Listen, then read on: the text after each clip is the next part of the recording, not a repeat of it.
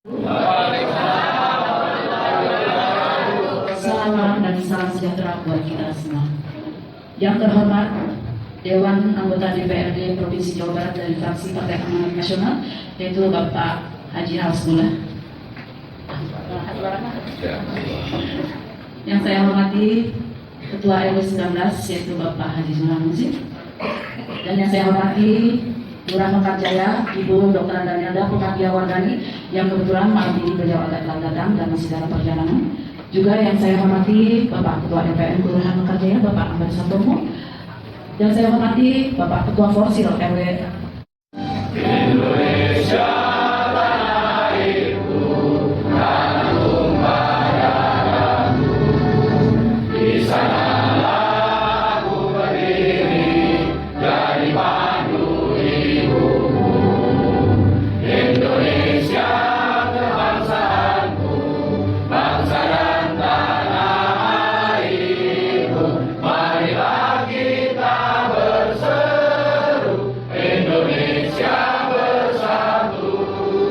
Hiduplah tanahku, hiduplah negeriku, bangsaku, rakyatku semuanya. Bangunlah jiwanya, bangunlah badannya untuk Indonesia Raya.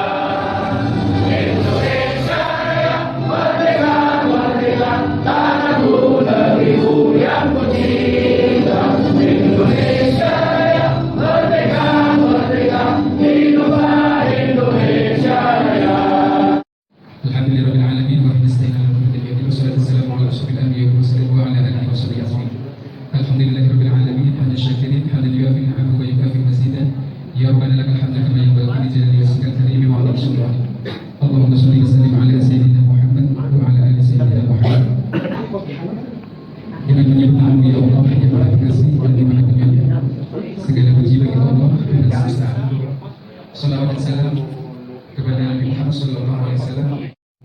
Acara pertemuan diskusi bersama dengan anggota Dewan, yaitu Bapak Hasbullah dari Partai Amanat Nasional. Ya Allah ya Rabb, lancarkanlah acara ini dan semoga bermanfaat untuk kita semuanya. Ya Allah ya Tuhan kami, berikanlah kepada kami kekuatan dan kesabaran dalam menyerap aspirasi masyarakat. Jadikanlah aspirasi yang kami dengar menjadi amal baik bagi kami dan masyarakat untuk semuanya. Ya Allah ya Tuhan kami, lindungi kami dari kesalahan dan berkatilah kami ketulusan kami semuanya. Ya Allah ya Tuhan kami, ampunilah dosa-dosa kami dan jadikanlah kami termasuk orang-orang yang taat kepada-Mu ya Allah. Di sini kami sebagai Sahibul Bait mengaturkan terima kasih dan merupakan kebanggaan kami Bapak Hasbullah berkenan hadir malam ini. Perlu kami laporkan bahwa rapat malam ini dihadiri oleh 100 orang yang terdiri dari 59 orang dari RW 19, kemudian 5 orang dari RW 20, dari RW 21 8 orang, RW 22 adalah 10 orang. Saya hormati para ketua RW yang hadir di sini. Ada ketua RW Bapak Herza, Bapak Yani, ketua RW 20, sekretaris RW Bapak Fanula, RW 15, 16 yang mewakili karena lagi cuti ya. Lagi cuti, bukan cuti, lagi izin. RW 23 diwakili juga. Oh, ada pasal-pasal yang saya cintai, Pak Lurah di belakang, Pak Ketua RT yang hadir di sini dari beberapa RW dan dua rumah, dan bapak-bapak, ibu-ibu yang tidak saya sebutkan satu persatu tanpa mengurangi rasa hormat saya. Alhamdulillah kita hari ini bisa menghadiri kegiatan dialog yang sangat interaktif. Tentunya nanti kita bisa bertanya ataupun mengajukan usulan ya, Pak Sibaya. Beberapa hari atau beberapa minggu sudah tidak terdengar lagi tawuran di Kelurahan Mekarjaya. Alhamdulillah ini salah satunya karena sudah ada sistem di beberapa RW. Saya harapkan RW yang belum membentuk Siskamling segera dibentuk karena ini penting untuk kenyamanan kita semuanya. Di RT 21 saat ini di RT 5 itu mewakili Kelurahan Mekarjaya sebagai peserta lomba Siskamling sektor Depok. Dalam hal ini di kita di Mekarjaya terutama di RW 07 gitu ada warga kita gitu ya, salah satu warga kita dia sekarang udah lulus kuliah, tapi kemarin dia pengajuan dari sekolahnya belum full untuk dilunasi dari pemerintah gitu ya, terutama dari Jawa Barat. Karena dia belum lunas secara full, maka ijazahnya tidak bisa diambil kayak gitu. Sedangkan anak ini dia sudah lulus untuk S1-nya dan alhamdulillahnya anak ini sudah menjadi salah satu lulusan yang terbaik untuk komplot untuk di jurusannya. Nah, untuk itu saya mohon dari Bapak bisa membantu untuk anak ini mendapatkan ijazah di SMA-nya. Mas, seperti Bang ya? Ya. Ini dalam regulasi di bangsa ini tidak boleh pindah sekolah untuk menahan ijazah karena tidak ada pembenarannya. Tetapi kalau sekolah yayasan swasta menahan ijazah itu kan sebagai bagian dari tabungannya, Pak. Jadi kalau ada yang nunggak, balternya adalah ijazah yang ditahan agar uangnya dibayar. Tapi menahan ijazah ini itu tidak ada aturan memperbolehkan menahan ijazah, itu satu prinsip ya. Jadi tidak boleh sekolah menahan ijazah, apalagi maaf minta legalisasinya nggak dibagi oleh sekolah, itu udah keterlaluan. Karena kan mereka mau mencari kerja kan harus ada bukti tanda tamat belajar dan itu harus legalisir asli. Jadi pertama saya tegaskan tidak boleh sekolah menahan ijazah, itu tidak ada dasar hukumnya. Kedua, Pak Gubernur sudah mengeluarkan surat edaran, terutama yang dengan kewenangan Jawa Barat ya, SMA sederajat.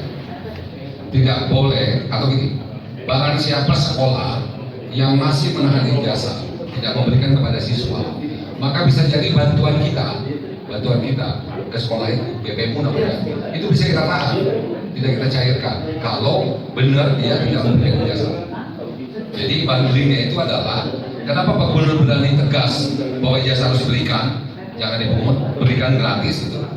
Karena sekolah itu satu dapat bos dari APBN, dua dapat bantuan kalau yang swasta BPU namanya dari kita, kalau negeri itu bos dan BOPD, kalau swasta bos dan BPU itu dapat. Kali aja kan nggak murah, perhitungan siswanya kan 600.000 kalian siswanya kali semua siswa. Nah yang negeri itu lebih mahal lagi 1.400.000. Nah maksudnya Pak Gubernur kan sudah diberikan subsidi dari negara melalui pos, sudah dapat juga bantuan dari provinsi, mbok ya ijazahnya dikasih dong gitu. Nah prakteknya masih ada. Saya Khairul mewakili RW 16. Barangkali Pak Asula agak menyimpang tapi tidak ada tersinggung masalah bantuan dana sosial, Pak. Kemarin itu masuk tapi hampir semua yang diberikan itu PNS. Bagaimana ceritanya itu, Pak? Saya juga bingung nih, maksudnya PNS pula. Barangkali bisa dimasukkan kepada kami bagaimana nanti, apakah itu harus diserahkan, apakah harus ditahan, mungkin demikian. Terima kasih Pak. Pak Hairul ya, Pak Hairul, ini kan kelemahan di pendataan awal itu kan BPS itu dalam melakukan pendataan sensus itu kan pakai relawan Pak, terjun ke masyarakat dan acap kali tidak pernah pemberitahuan ke RT dan RW, sehingga dia main data orang yang contoh ini sensus mendata orang miskin ya.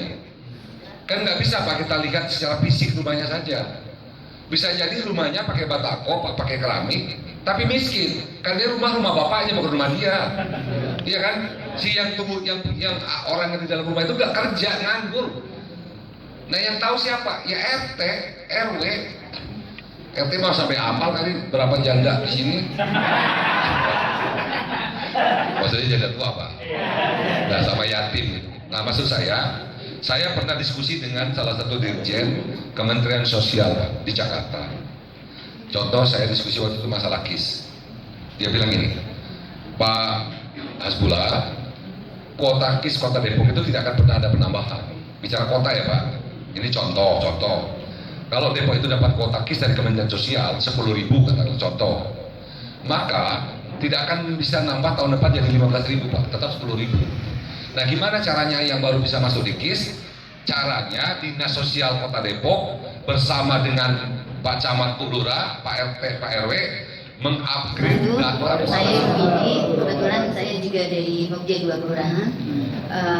Terima kasih Pak Hasbullah. Ini saya mau menanyakan, kebetulan saya kan di bidang pelacakan anak putus sekolah. Nah, ada beberapa RW yang putus sekolah, sama yang ditanyakan sama Pak Mas Ibam tadi. Ini masih banyak yang belum terima ijazah Pak. Ada yang dia harus bayar 6 juta.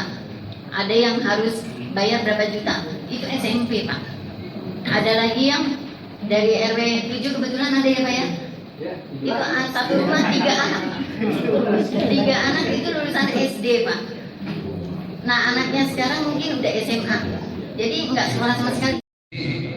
Bu, kalau saya boleh tahu dia di SMP-nya SMP berapa? Karena kalau SMP ini SMP swasta nggak bisa. Ya SMP ini sebenarnya kewenangan pemerintah kota. Karena menurut saya tidak pantas lagi ada sekolah yayasan swasta apapun namanya yang menyandera ijazah. Karena SMP itu ijazahnya dipakai untuk melanjutkan ke SMA. Jadi tentu menurut saya harus diurus. Kalau memang ibu berkenan datang ke sekolah, nanti saya kasih kartu nama saya, ibu telepon saya, nanti saya bantu untuk ngomong dengan kepala sekolah. Ya mudah-mudahan dengan risalahnya kita bisa mengeluarkan ijazahnya, baik yang SMA tadi maupun yang SMP, agar itu bisa keluar. Bukan karena saya dewan, tapi memang tidak ada hukumnya. Tidak ada hukumnya dia boleh nahan ijazah. Itu semata-mata dia nggak mau kehilangan pendapatan saja Pak. Jadi bundling, jadi sandera gitu. Nah sekarang kalau saya sampaikan, toh sekolah udah dapat bos, udah dapat bantuan dari pemerintah, ya sudahlah, kasihkan ijazahnya kan gitu. Tapi kalau orang tuanya kan nggak bisa berargumentasi, mungkin nggak akan dikasih kecuali dibayar ya. Nah sama saya kita adu argumentasi sama saya nanti sekolahnya. Dan rata-rata sih soalnya dikasih oleh mereka. Walaupun ngedumel ya belakangan, lapor dewan sih kamu katanya gitu. Saya lihat. Yang tambahan dan itu akan saya sampaikan ke Kepala Dinas Pendidikan Provinsi untuk segera memberikan instruksi kepada seluruh sekolah tidak boleh nahan ijazah lagi. Dan yang kedua ya saya berharap kapan moratoriumnya dicabut biar saya juga bisa bantu beresin gedung ini gitu Pak. Karena kalau nggak dicabut ngap saya Lurah.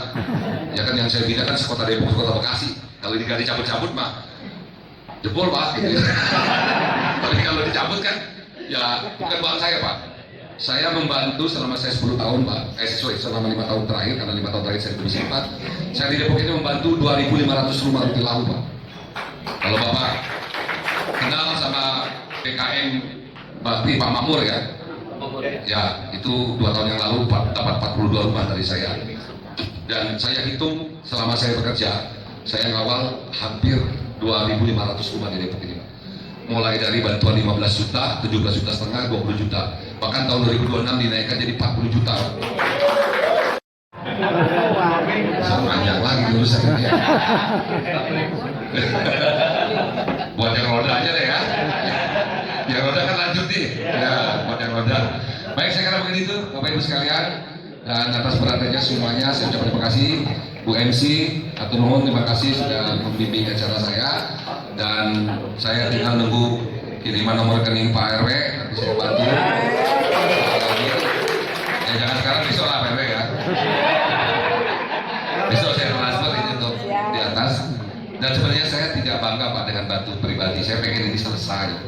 Karena kalau selesai kan bisa dimanfaatkan oleh kita. Kalau cuma segitu kan nggak selesai Pak. Cuman saya tanya Pak RW kalau selesai berapa? 200. Ya nggak orang sanggup Pak kalau pribadi saya Pak. Oleh 5 juta masih nyangkut saya kalau 200 nggak sanggup. Tapi mudah-mudahan 2027 diperbolehkan Pak. Nggak ada lagi moratorium, tiba pesantren yayasan itu boleh. Kalau itu boleh, ya saya prioritaskan ini insya Allah. Baik, saya kira mungkin itu. Makasih. Assalamualaikum warahmatullahi wabarakatuh. Waalaikumsalam warahmatullahi wabarakatuh. Jawabannya. Mungkin di sini saya akan menambahkan sedikit dari jawaban Bang Has. Tadi Bang Has, kebetulan saya di Mitra Badan Pusat Statistik Bang Has. Memang tidak salah Bapak Ibu. Kemarin datanya itu diambil dari hasil Resosek di tahun 2014 kalau jadi kan petugas datang nih Pak ya, petugas datang ke RT RW mohon izin untuk masuk wilayah Bapak. Tapi ketika petugas sudah selesai tugas, apa Bapak pernah berpesan kepada petugasnya nanti kalau sudah selesai tolong datang lagi ke saya? Kan tidak ada yang pernah mengatakan seperti itu. Tapi kalau saya di sini jujur, saya selalu membiasakan kalau saya sudah selesai tugas, saya akan lapor RT RW berapa yang terdeteksi tingkat kemiskinannya itu dan akan saya tanyakan kembali untuk diverifikasi dengan RT RW setempat. Itu Pak, saya minta tolong titip di situ. Karena di sini kan otomatis yang disalahkan itu ketua RT, ketua RW, pengurus RW juga termasuk saya disalahkan kenapa tidak mendapatkan bantuan. Terus Pak, ada beberapa hal yang perlu diketahui. Kalau memang dia tidak mampu, tolong kakaknya buat yang kakaknya itu masih bekerja, tolong diganti sudah tidak bekerja. Kalau memang sudah tidak bekerja. Dan apabila di dalam kakak tersebut masih ada orang tua yang menumpang, tapi dia masih mencantumkan nama orang tuanya tersebut di dalam kakak, maka akan terdeteksinya karena di situ ada salah satu anggota keluarga yang ASN, otomatis dia akan tidak terima bantuan. Jadi lebih baik kalau memang dia benar-benar tidak mampu, dia di situ numpang, kakak orang tuanya yang sendiri itu yang menerima ASN, biarkan aja orang tuanya sendiri. Kita buat sendiri kakaknya. Insya Allah dengan cara itu bantuan kepada yang tidak mampu akan keluar. Dan di dalam Desa pun itu yang miskin itu ada fotonya Pak, bukan tidak ada fotonya. Yang patut dibantu kita tempoh hari itu yang kita foto atap, dinding, lantai dan kamar mandi. Kita akan masuk ke dalam situ dan itu sudah masuk laporan ke dinas terkait. Terus Pak, jangan sekali-kali yang memang dia ojol tapi dia ngambil motornya PCX. Itu otomatis tidak akan terima bantuan Pak karena dianggapnya motor mewah. Iya. Jadi ada beberapa hal itu yang mungkin memang belum kita pahami. Jadi di sini saya sedikit memberikan pemahaman aja kepada Bapak Ibu pengurus RT RW sekalian yang mungkin belum pada paham dan memang selalu disalahkan. Dikatanya RT RW yang mencoret namanya, padahal di sini RT RW tidak ada mencoret nama dan tidak berhak untuk mencoret nama.